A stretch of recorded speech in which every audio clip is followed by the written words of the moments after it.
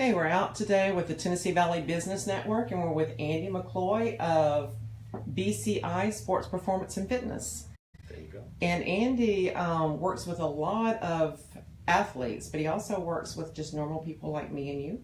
Absolutely. And he's going to be doing a series of videos for us. They'll show up on thevalleyhealthalliance.com and also on abouttevalley.com, telling us a little bit more about how to be the best version of ourselves that we can be. So Andy, I'm going to turn it over to you, ask you to introduce yourself a little bit before we start this series, and maybe some of the people that you've worked with and what you do. Sure. Well, thank you very much. I appreciate it. Like I said, my name is Andy McCloy. I'm the owner of BCI Sport Performance and Fitness. We've been in business about 17 years now in Madison and Huntsville area. All over the country, we're known for working with some of the best high school, college, and professional athletes in the world. I don't say that to impress anybody, but I think that says a lot about the city of Huntsville and Madison. Geography benefits us a lot, but we have happened to position ourselves to get those athletes here in town. But we also have a very large part of our business that's dedicated to helping everyday people deal with their health and fitness journey. That's an incredibly important thing. Over the years, we've worked with pretty much every big name athlete in this area. Over the past 4 years, we've had 5 guys drafted into the NFL. Jordan Matthews of the now Buffalo Bills. Reggie Ragland, who most people should know from the University of Alabama, that's now with the Kansas City Chiefs. Trey Flowers, who won a Super Bowl with the New England Patriots. Rudy Ford, who is actually from Auburn and ended up going to the Cardinals this past year in the draft, and then Chester Rogers, who is a starting wide receiver for the Indianapolis Colts. All those guys are local, but we've also worked with a lot of the other local guys in this area who have played in the league, like Gerard Powers, Frank Kearse, Johnny Baldwin, and a couple others. It's to the point now where we have NFL athletes from all over the country considering coming here to do their off-season training.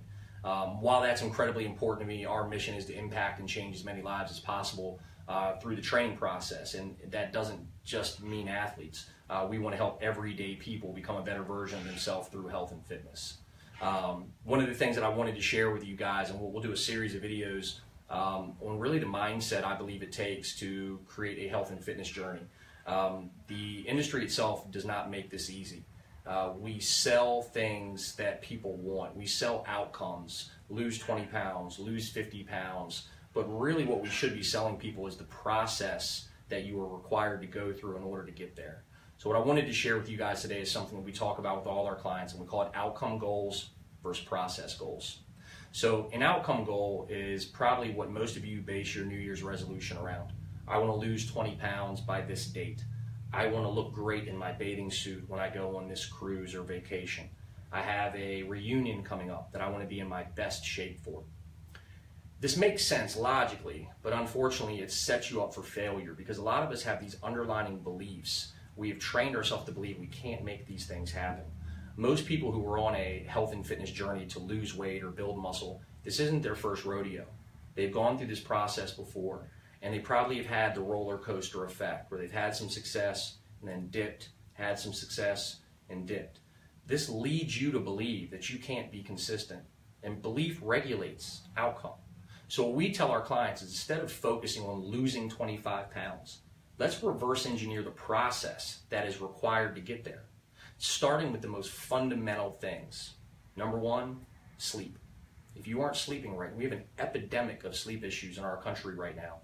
It will impact your hormones in a way that will be very difficult for you to build muscle, lose body fat, or stay consistently motivated to put yourself through a physical training process. Second is nutrition. We live in a world where people popularize diets, but we really forget the basics. Here's some tips that I would give anybody who's wanting to work on their nutrition, okay? Eat what runs in the woods, grows in the ground, swims in the water, and avoid things that come in a bag, a box, or a fast food window. Now, there's a lot of context that needs to be added to that, but if you follow that rule, you'll get really close. And then we've got exercise. In our world right now, we are addicted to the intensity of exercise. And again, that's a problem. Most people aren't sleeping well. Most people aren't eating well. So if you have them do a workout program that's too intense, they're simply not going to be able to recover from it. They don't have the raw materials available to recover from this workout and adapt to it. So if we just use those 3 variables as a process goal, I would say we set the low-hanging fruit of trying to get 7 hours of sleep a night. That probably means you need to be in the bed 7.5. In regards to nutrition, follow the if it runs in the woods, swims in the water, grows in the ground concept, and avoid things that come in a bag and a box. But make sure you're getting at least 3 meals in a day that have a protein, a carb, a fat, and a green vegetable. If you can do that, you're going to cover a lot of ground and be better off than most people. And in regards to exercise, I'm a big believer that daily exercise should be like personal hygiene. It should be like brushing your teeth. But again, context matters. You don't need to train hard every day. But I think you should find a way to sweat for 15 to 20 minutes every day, even if that's just a walk up and down your driveway. But to add a little bit more specifics, I would say 2 to 3 strength training sessions a week. And then depending on your goals, more aerobic training sessions built out throughout the week, anywhere for a total of 5 to 6, possibly even 7 days a week. So hopefully that gives you some clarity around outcome goals and process goals. It is human nature to want to focus on the outcome. That's perfectly fine. Set that as your target, but don't make that the way that you quantify success. Reverse engineer the things that we just talked about: sleep, nutrition, and training. And as always, if you need help with any of that stuff, I'm raising my hand and saying I'd be honored to help you. All of our coaches here are incredibly competent and qualified, and if I can help you in any way, please let me know. And we're really looking forward to this series where Andy's going to be breaking some of those down into a little more detail. Sure. And also talking about some other topics. And I just want to let you know that many of you who know me personally know that I have had some challenges in life this past year. And Andy has already inspired me to take a few steps. So I want to thank him very much for that. And look forward to everything that he's going to be sharing with the community and learn a little bit more about his passion and his expertise. Thank you, Susan.